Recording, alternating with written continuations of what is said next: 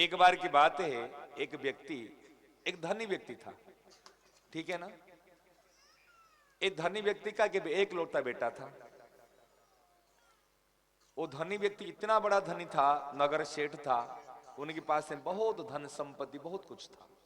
जब उनका शरीर चला गया तो उनकी बेटा वो मुनीब को पूछता है कि मुनीब जी आप बताओ, हमारी पास में पिताजी का कमाया हुआ कितनी संपत्ति हमारे पास में है, हमारे पास में जितनी संपत्ति है कितने पीढ़ी तक हम खा सकते हैं। कि मुनीब ने कहा मैं हिसाब करके बताऊंगा। उन्होंने हिसाब किया, सब खाता वही किया, जोड़ा। उन्होंने बताया कि सेठ जी, हमारे बड़े सेठ जी ने इतने धन रखा है 14 पीढ़ी तक हम बैठे के खा सकते, 14 पीढ़ी तक हमारा धन जा सकता है। वो जो बेटा था उनका वो बड़ा दुखी हो गया, टेंशन में आ गया।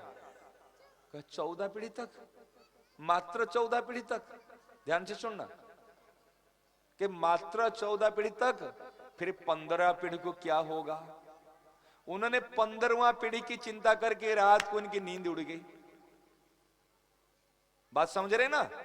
15वां पीढ़ी में हमारे बाल बच्चे कैसे खाएंगे, कैसे सोएंगे, कैसे रहेगा। सेठ जी ने तो 14 पीढ़ी तक रख गए। हाय हाय क्या हुआ, रात को नींद नहीं आई। जब रात को नींद नहीं आई तो उनकी पत्नी परेशान हो गई।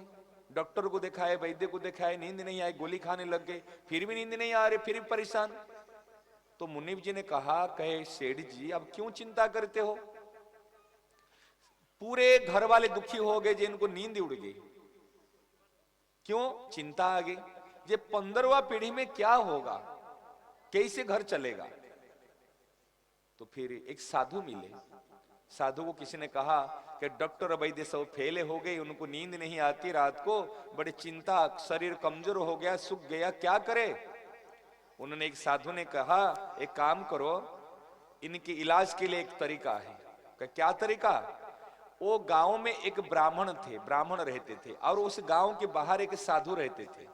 जो ब्राह्मण रहते थे बड़े संतोषी, विप्र है, ब्राह्मण है, जो भिक्षावृत्ति करते थे, भिक्षा में जो मिल गया और जितने की जरूरत होती थी इतने रोज लेते थे, और इतना काम हो गया फिर काम खत्म। अभी आपको बताएं, मेरठ में अभी के समय में एक डॉक्टर है, डेंटलिस्ट, दांत के डॉक्टर है, बड़े प्रोफेसर, अच्छे डॉक्टर, अभी उनका शरीर है अच्छे, जान पहचान के है। अभी वो ऐसे डॉक्टर है, रोज की इतनी कमाई करते हैं जितने में घर खर्चा चले जाए, जितने में घरा खर्चा हो गया। क्लिनिक इतने समय खोले, और इतना समय अगर 500 रुपया 1000 रुपया कम हो गया, फिर क्लिनिक बंद, फिर अपना सीताराम सीताराम सीताराम सीताराम लिखते रहते हैं। अगर कोई इमरजेंसी पेशेंट आ गया तो उनके लिए खुला, उनसे पैसा नहीं लेते।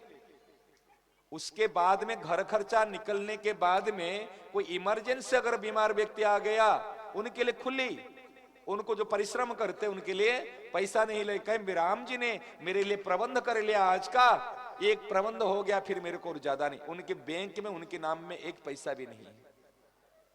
अभी इस समय की बात कर रहा हूं, मेरठ के डॉक्टर है, डॉक्टर मनोज दुबली से नाम उनका है, आपको बताऊं। तो कहने के तात्पर्य, अभी वो भी डॉक्टर है, लेकिन वो संतोष किए ना नहीं जीवन में। तो 14 पीढ़ी तक का खाने के लिए है, परंतु 15वां पीढ़ी में क्या होगा, इसलिए चिंता कर बैठे, नींद नहीं आई।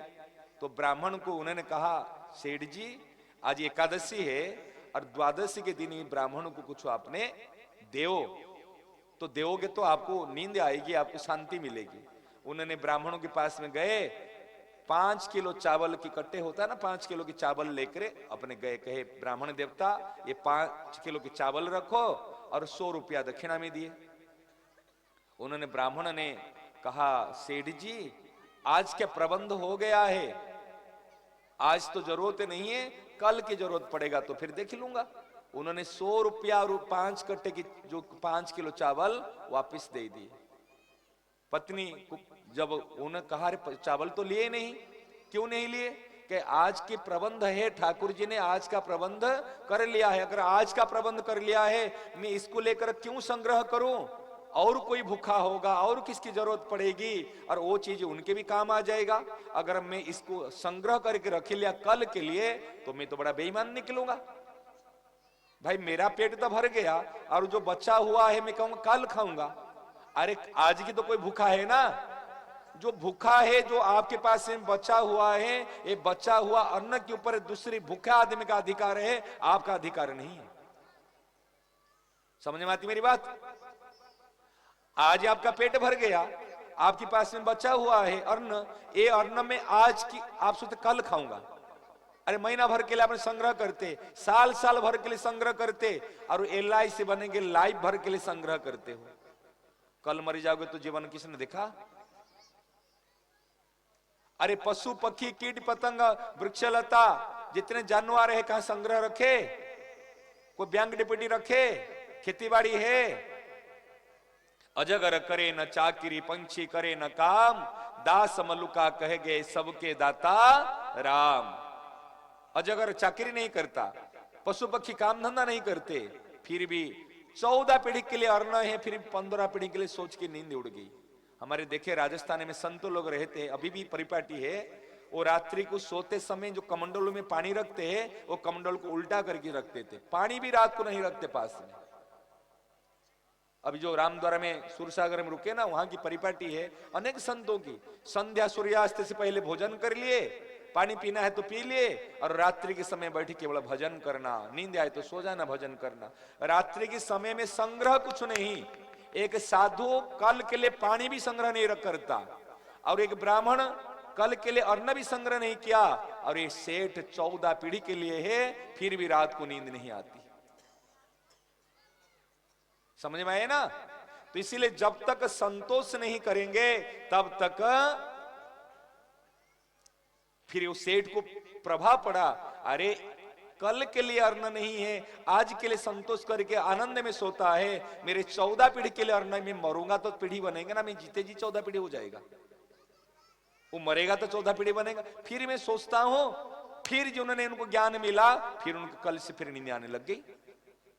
यही है ज्ञान। इसलिए हमारे जीवन में जो चिंता है, दुख है, ये संतोष करेंगे तो ये काम होगा। मैं आपको